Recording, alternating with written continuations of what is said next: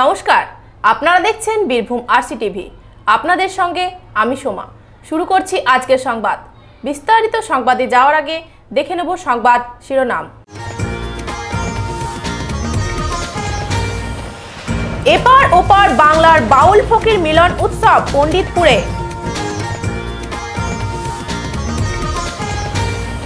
ভ্রাম্যমাণ প্রদর্শনী বাস রাজনগর জয়পুর উচ্চ বিদ্যালয়ে।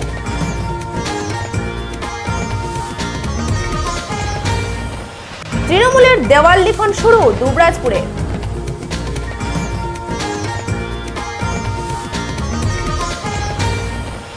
নারী নক্ষত্র অনুষ্ঠান সিউড়ি সবুজের অভিযানে।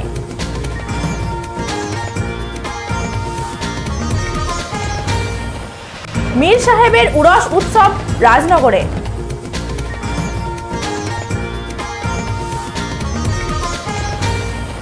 এবার সংবাদ বিস্তারিত। দুবরাজপুর ব্লকের পণ্ডিতপুর ছোট সাঁকোর নিকট কর্মাশ্রমের পরিচালনায় দুদিনব্যাপী বাউল ও ফকির মেলার উদ্বোধন হলো আজ। এপার ওপার বাংলার বাউল ফকির মিলন উৎসবে গানের ডালি নিয়ে উপস্থিত হন দুই বাংলার বাউল ফকিররা। এই বাউল ফকির মিলন উৎসবে উপস্থিত ছিলেন অমৃত মহারাজ, রাধেশ্যাম গোসাই, আনন্দ গোসাই, শরীফা খাতুন, লক্ষণ দাস, দুবরাজপুর পৌরসভার প্রাক্তন পৌরপ্রধান পীযূষ পাণ্ডে এবং প্রাক্তন উপপৌরপ্রধান মির্জা শওকত আলী প্রমুখ। কর্মাশ্রমের কর্মকর্তারা জানান, আজ এবং আগামীকাল রয়েছে বাউল ফকিরদের নানান অনুষ্ঠান। শিউড়ি হারাইপুর, বীরভূম শিউড়ি হারাইপুর বাড়ি। আমি এখানে প্রতি বছরই আসি, মানে পরপর 3 বছর আসা হলো আমার। প্রথম বছর থেকে আমি আসছি, 3 বছর। এখানে বিশাল আনন্দ, বাউল ফকির এখানে মিলন হয়। এপার বাংলা ওপার বাংলা, দুই বাংলার বাউল এখানে আমাদের গান করেছি। গতবারও করেছি, তার আগেবারও করেছি, এবারও আসতে পারে মনে হয়, আমার ঠিক মতো জানা নাই, তবে আসার কথা আছে শুনেছি। আর এখানে না এলে কেউ বুঝতে পারবে না যে কী আনন্দ পাওয়া যায়। আর আমাদের বাউল আমাদের কর্ম, এটাই ধর্ম, এটাই আমরা সব থেকে প্রাণের থেকে বেশি ভালোবাসি। গান বাজনাই আমাদের সব থেকে আপন। প্রেম ভালোবাসা, আমাদের এখানে প্রেম ভালোবাসা, তার থেকে আর কিছু না। আমাদের সর্বশ্রেষ্ঠ হলো প্রেম ভালোবাসা। এখানে যদি না আসে সে বুঝতে পারবে না, মানে আসার পর বুঝবে। আমরা প্রচুর শিল্পী এক জায়গা হতে পারি, আমাদের খুব আনন্দ লাগে। মানে সবারই সাথে তো সবসময় দেখা হয় না বাবা। আপনার কিছু বলার নেই। আপনার নামটা? আমার নাম শেখ জাফর। 3 বছর আমরা এই পণ্ডিতপুর ছোট সাঁকোর পাড়ে কর্মাশ্রম বলে যে জায়গাটা আছে, সেখানটাতে উৎসব করছি বাউল ফকিরদিকে নিয়ে। এবং পশ্চিমবাংলার বিভিন্ন প্রান্ত থেকে আমাদের এখানে বাউল ফকির আসেন এবং দুদিন আশেপাশে যেসব গ্রাম, দুবরাজপুর শহর, সমস্ত মানুষ এখানে এসে উপস্থিত হন এবং আমাদের একটা বার্তা, লোকসঙ্গীতকে আরও মানুষের কাছে পৌঁছে দেওয়া বা এটার কালচারটা একটু বেশি করে যাতে করা হয়, সেটাই একটা প্রচেষ্টা। এটা একটা কর্মশ্রমের প্রচেষ্টা। আমার যে বন্ধুরা আছে এদের সহায়তায় এরা নিজেদের একদম নিজের মতো করে যে একটা এত বড় উৎসব করায় শুধুমাত্র মানুষের জন্য, বা মানুষ মেলা, এটাকে একটা মানুষ মেলা বলা হয়, কারণ এখানে শুধু সাধুগুরু মানুষের আগমন হয়। আর 2 দিন ধরে তো এখানে একটা মহোৎসব চলে।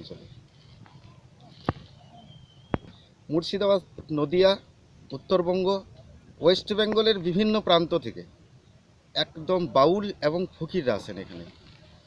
তাছাড়া আরও অনেক শিল্পীরাও আসেন বিভিন্ন প্রান্ত থেকে, বীরভূম, বর্ধমান, উত্তর 24 পরগনা, এসব জায়গা থেকে। এটা 3 বছর হলো, এই বছরটা নিয়ে 3 বছর হলো, এখন উদ্বোধন হয়নি। এই শুরু হবে আমাদের অমৃত মহারাজ বোলপুর আদ্য সতীপীঠ থেকে এসেছেন, ওনার হাত দিয়েই শুরু হবে আজকের উদ্বোধন।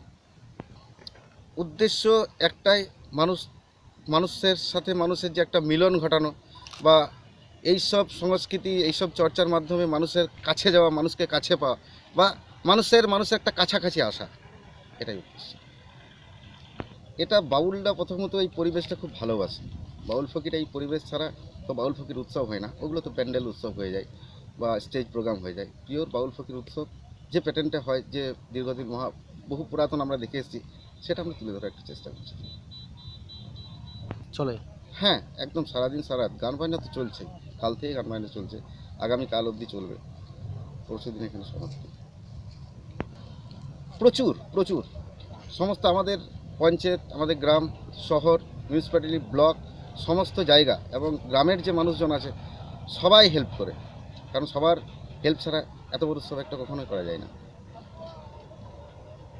আমাদের এখানে যেসব মানুষগুলো আছেন, কেউ চাল, কেউ ডাল, কেউ আলু, এইসব দিয়ে সাহায্য করেন এবং সেই সব নিয়েই উৎসবটা হচ্ছে।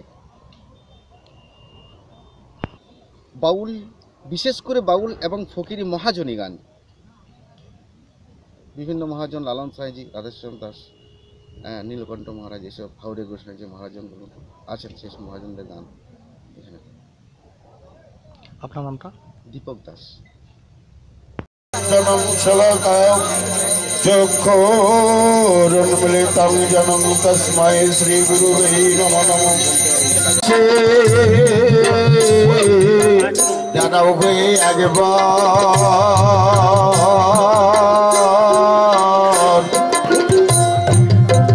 ওগো প্রিয় সুবল সখা বামে শোভে যায়।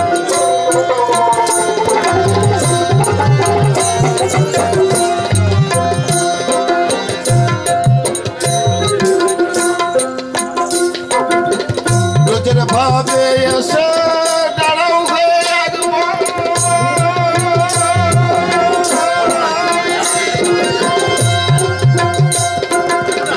প্রিয় সুবল সখা বামে শোভে যায়।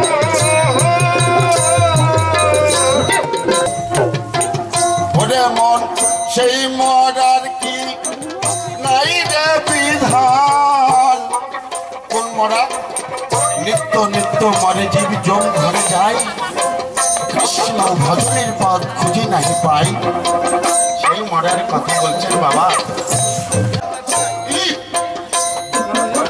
ওরে মানুষ করলে না প্রতিকার হায়, করলে না তার প্রতিকার।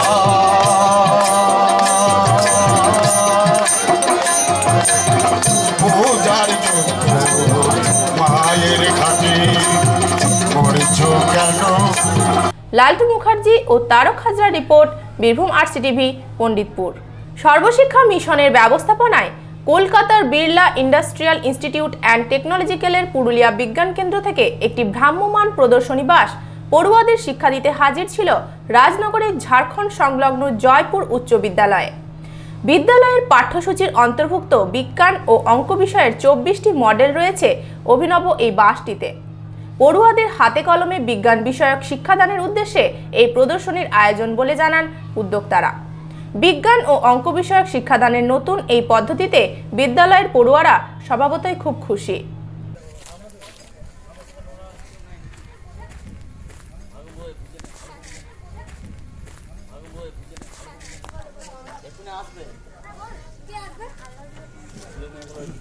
ওটা কি আছে?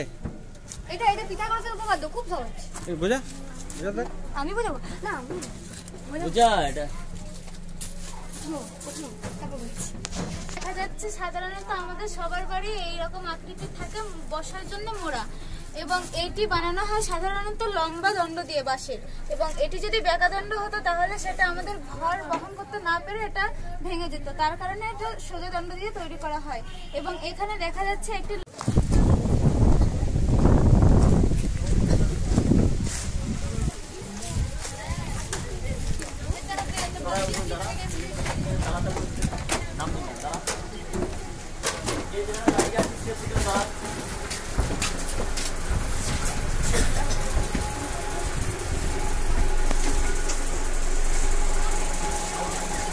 দেখি তুই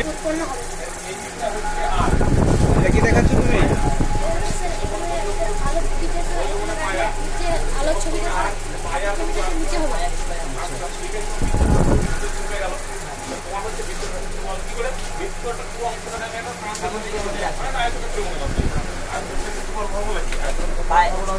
দৈর্ঘ্যমিত প্রস্থ, তাই তো? দৈর্ঘ্য দেখ কি বলেছে, পায়ার বলেছে, প্রস্থ কি বললাম, আর কারণ এটুকু তো আমি বুঝতে পেরেছি। পায়ার খান আরশাদের রিপোর্ট, বীরভূম RCTV, রাজনগর। লোকসভা নির্বাচনের দিনক্ষণ এখনো ঘোষিত হয়নি, কোনো দলের প্রার্থীও ঘোষিত হয়নি। ক্ষমতাসীন দল তৃণমূল কংগ্রেস ইতিমধ্যেই দেওয়াল লিখন শুরু করেছে দুবরাজপুর ব্লকের হেতমপুর, পদুমা, চিনপাই, যশপুর প্রভৃতি অঞ্চলে। প্রার্থীপদ ঘোষিত না হলেও এদিন দুবরাজপুর ব্লক তৃণমূল কংগ্রেস সভাপতি ভোলানাথ মিত্র জানান 100% জয়ের ব্যাপারে আশাবাদী, তাই প্রস্তুতিও চলছে পুরোদমে। যেই প্রার্থী হোক না কেন, ভোট হবে তৃণমূলের প্রতীকে। তিনি বলেন, উন্নয়ন এখন লোকের বাড়িতে বাড়িতে পৌঁছে গেছে। তাই তিনি আরো জানান, দুবরাজপুর ব্লকের 10টি পঞ্চায়েত থেকে 30 থেকে 32,000 ভোটের লিড দেবেন। আগেই রাখছি, প্রার্থীর নামটা ঘোষণা হলে প্রার্থীর নামটা লিখে দেবো। প্রার্থীর নাম ঘোষণা না হলে তো প্রার্থীর নামটা লেখা যায় না। তার জন্য আমরা কাজটা আগিয়ে রাখছি। আমাদের এমনি সাংগঠনিকভাবে যে কাজ, রেগুলার যে কাজ, সে কাজ আমরা করে চলেছি। তার ফাঁকে আমরা যেটুকু সময় পেয়েছি, যাদেরকে পেয়েছি তাদেরকে দিয়ে আমরা আমাদের দেয়াল লেখনের কাজটা আমরা আগিয়ে রাখছি। আর কিছু এবার এখন পর্যন্ত প্রায় 100% কমপ্লিট হয়ে গেছে পদুমা। যশপুর 100% কমপ্লিট হয়ে যশপুরে হয়েছে। তারপরে হয়েছে চিনপাই, গোয়ালিয়ারা, হেতমপুর, এইটা হয়েছে। বাকিগুলো কাজ শুরু হচ্ছে, এখন শুরু হয়নি, তবে শুরু হচ্ছে। জেতার বিষয়ে কতটা আশাবাদী? 100%। কি করে ভাবছেন আপনারা এটা? তো আমরা প্রতি গোটা বছরটা ধরে সংগঠন করি এবং মানুষের সাথে আমরা থাকি। মমতা ব্যানার্জির যে সমস্ত প্রকল্পগুলো মানুষের জন্য দিয়েছে, সেই সমস্ত প্রকল্পগুলো মানুষের কাছে পৌঁছে দিয়েছি। মানুষের সঙ্গে 24 ঘন্টা আমাদের অহরহ সম্পর্ক রয়েছে, তাদের সাথে ওঠা বসা করছি। অটোমেটিক দেখতে পাচ্ছি এবং দেখতে পাচ্ছি, বুঝতে পারছি যে আমরা কীভাবে লিড হবে, কোন জায়গায় কী লিড হবে, এটা দেখতে পাচ্ছি। দুবরাজপুর ব্লকের 10টা অঞ্চলে আমরা ধরে রেখেছি অ্যাভারেজ 30 থেকে 32,000 ভোটের লিড। আমরা প্রতিদিনই একটা করে অঞ্চলে যাচ্ছি, মিটিং করছি। আগেও মিটিং শেষ হয়েছে, আবার এবারে বুথে বসছি। 5টা-6টা করে বুথ নিয়ে বসছি। 11টা অঞ্চল হয়তো 2 দিন করে টাইম লাগছে, 2 দিন করে বসছি। আমাদের কাজ প্রতিদিনের কাজ লেগেই আছে, সাংগঠনিক কাজ আমাদের লেগেই আছে। সাংগঠনিক কাজে আমাদের কোনো জায়গায় কোনো খামতি আমরা দিচ্ছি না। এবং আমরা কিছু বিজেপি বলে তো কিছু নাই আমাদের ব্লকে। আমি বিজেপি বলে এখনো পর্যন্ত কিছু দেখতে পাই না। এবং বিজেপি নাই। আর বিজেপি যারা বদমাইশি করছে, জেনে শুনে করছে, যে একটা মিথ্যাবাদী প্রধানমন্ত্রী হয়ে যারা কাজ করছে, যারা দেশের সর্বনাশ করেছে যে দল, তাদের হয়ে যারা কাজ করছে, তাদের জন্য যা পাওনা আছে সেটা পাবে না।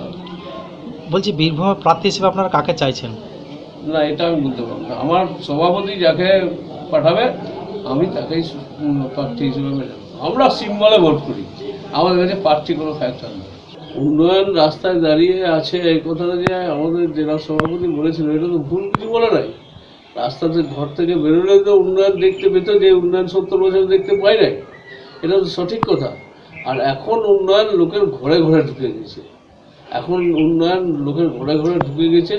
এবং এইটা বিরোধীরা আরও বেশি করে দেখতে পাবে। আমি তো বলে দিলাম, আমার ব্লকের কথাটা বলে দিলাম। লোকসভা ভোটে আমার জেলা সভাপতি যখন যে কথাটা বলবে সেটাই ফাইনাল। আমি তো বিরোধীদের ভোট দিতে আসতে মানা করছি না, ভোট দিতে আসবে না এরকম ধরনের কোনো হুমকি দিচ্ছি না। আমি হুমকির কথা তো বলছি না। ঢুকে তো গেছে, প্রত্যেকের বাড়িতে তো উন্নয়ন ঢুকে গেছে। আর সবটাই তো মমতা ব্যানার্জির করা, সবটাই তো আমার জেলা সভাপতি অনুব্রত মণ্ডলের করা। এই ঘরের ভেতরে উন্নয়ন দেখতে পাচ্ছে না? টয়লেট থেকে আরম্ভ করে আরও যে সমস্ত 47টা স্কিম আছে, 47টা স্কিম কারণ না কারণ ঘরে ঢুকেছি, তারা দেখতে পাচ্ছে ঘরে। না, কেউ যদি কিছু ধরে নেয় আলাদা কথা, কিন্তু রাস্তায় উন্নয়ন দাঁড়িয়ে আছে মানেটা হচ্ছে এই যে রাস্তাতে কিন্তু উন্নয়ন ঘর থেকে বেরোলে যে রাস্তাটা দেখেছে 70 বছর তো দেখে নাই, যে লাইটটা দেখেছে সেটা তো দেখে নাই, যে পানীয় জলটা দেখেছে সেটা তো দেখে নাই, সেইটাই দেখতে পেয়েছে। এবং সেইটা দেখতে পেলেই পরে তো মানুষকে ভাবতে হবে যে ভাই আমাকে সুখে থাকতে হবে, আমাকে মাথা উঁচু করে বাঁচতে হবে।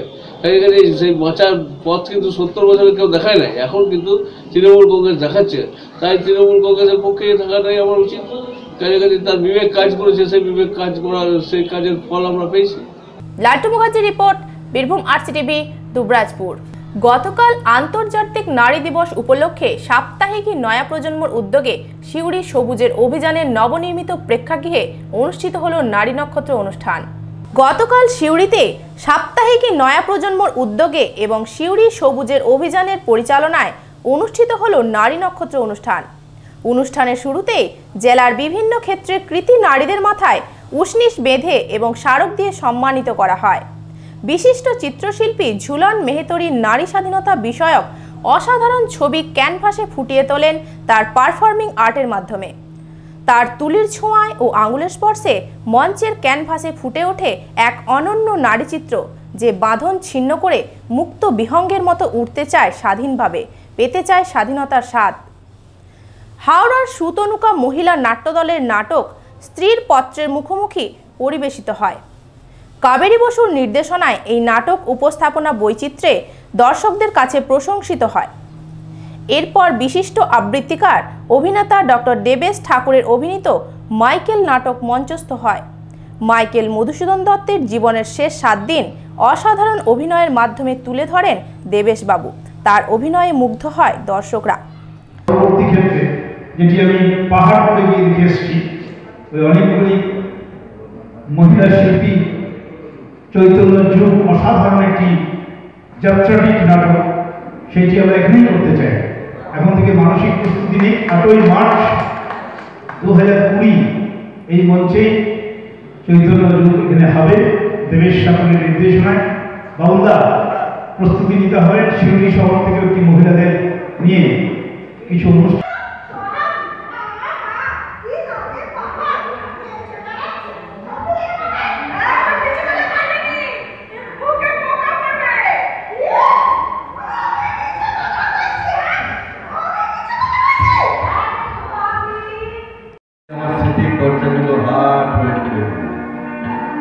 তবে মনমোহন আমাকে বড় উপদেশ দেয়, বলে মধুসূদন দত্ত মদ খেও না, মধুসূদন দত্ত মদ বাদে। গোলদিঘির পাড়ে বসে যেদিন প্রথম মদের গেলাসে চুমুক দিয়েছিলাম। দীপক কুমার দাসের রিপোর্ট, বীরভূম আরসিটিভি, সিউড়ি। রাজনগরে মীর সাহেবের উরস উৎসবে হিন্দু মুসলমান উভয় সম্প্রদায়ের মানুষের ভিড় উপচে পড়ে। প্রায় 600 বছর আগে সুদূর আফগান থেকে বীরভূমের একদা রাজধানী রাজনগরে এসেছিলেন মহান সুফি সাধক মীর মোহাম্মদ হোসাইনি চুনুরুদ্দিন। সাধারণ মানুষের কাছে তিনি পরিচিত ছিলেন মীর সাহেব নামে। তার পবিত্র মাজার শরীফ রয়েছে রাজনগর ছোট বাজার কুশকর্ণী নদীর ধারে, যা এখন মীর সাহেবের মাজার নামে পরিচিত। গতকাল উরস উৎসব উপলক্ষে হিন্দু মুসলমান নির্বিশেষে বহু ভক্ত সিন্নি নিবেদন করেন এবং মাজারে চাদর চাপান।